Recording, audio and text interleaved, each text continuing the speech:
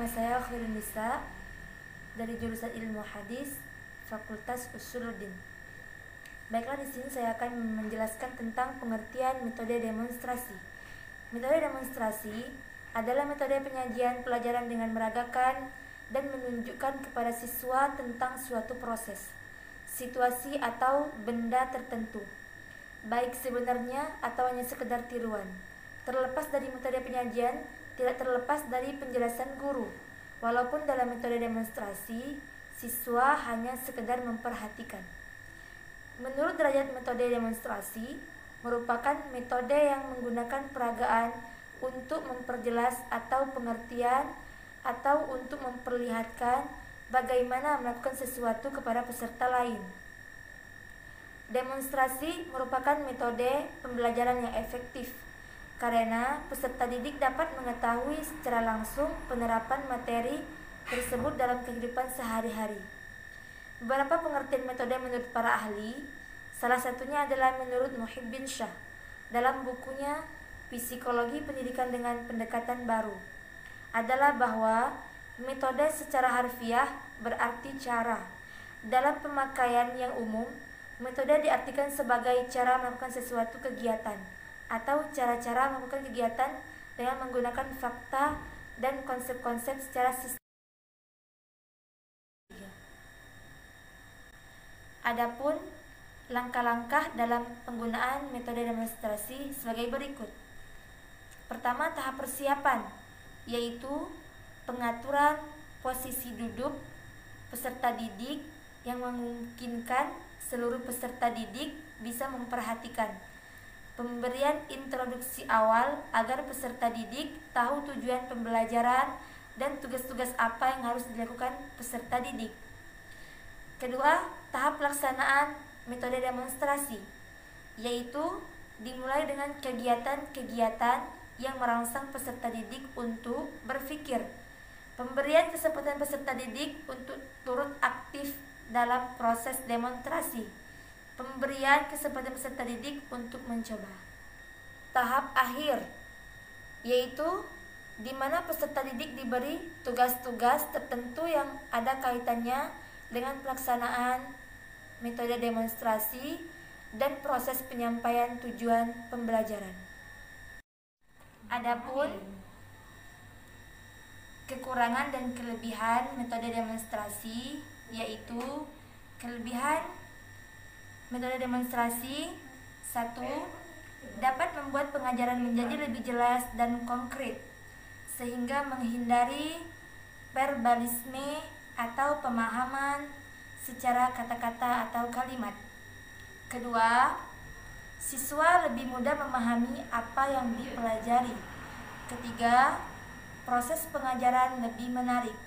Keempat, siswa dirangsang untuk aktif mengamati, menyesuaikan antara teori dengan kenyataan dan mencoba melakukannya sendiri. Selanjutnya, kekurangan dari metode demonstrasi. Pertama, metode ini memerlukan keterampilan guru secara khusus karena tanpa ditunjang dengan hal itu, pelaksanaan demonstrasi tidak akan efektif.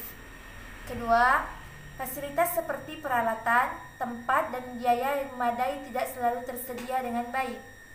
Ketiga, demonstrasi memerlukan kesiapan dan perencanaan yang matang. Di samping memerlukan waktu yang cukup panjang, yang mungkin terpaksa mengambil waktu atau jam pelajaran lain. Sehingga dalam melakukan metode demonstrasi ini kita perlu mengkombinasikan dengan metode lain sehingga dapat saling melengkapi.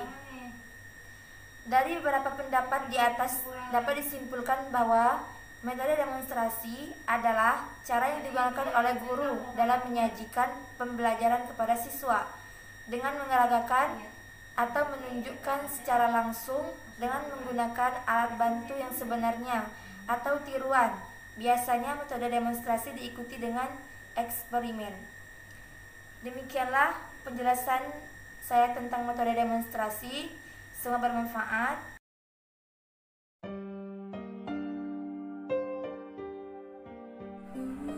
Assalamualaikum adik-adik. Waalaikumsalam, Kak. baiknya sebelum kita mulai pelajaran, kita awali dengan bacaan basmalah. Bismillahirrahmanirrahim. Pada pertemuan kali ini kita akan belajar membahas tentang idgham huruf yang berhampiran. Ada baiknya adik-adik menyimak dan mendengar secara seksama. Idgham huruf yang berhampiran yaitu huruf yang mati diidghamkan bacaannya jika berjumpa dengan huruf yang berbaris yang berhampiran dengan dia.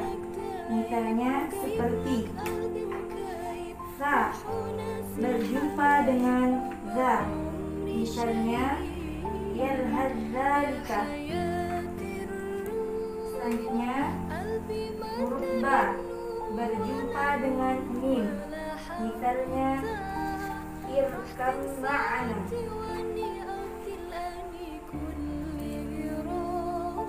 Dan selanjutnya huruf qaf berjumpa dengan kaf. Misalnya alam nakhluqkum. Selanjutnya dari yang kakak baca tadi, sudah paham apa belum? Paham. Oke, coba kak tanya ya, apa yang dimaksud dengan huruf idgham yang berhampiran? Huruf yang mati diidghamkan bacaannya jika berjumpa dengan huruf yang berbaris yang berhampiran dengan dia. Oke. Dan sekarang kita coba tes bacaannya. Coba kamu baca huruf ta berjumpa dengan huruf za. Oke, benar. Dan selanjutnya coba kamu bacakan huruf qaf berjumpa dengan kaf. Alam nakhluqkum. Oke, benar. Sekarang coba kamu baca huruf dal berjumpa dengan huruf ta. Salah. Coba kamu. Salah.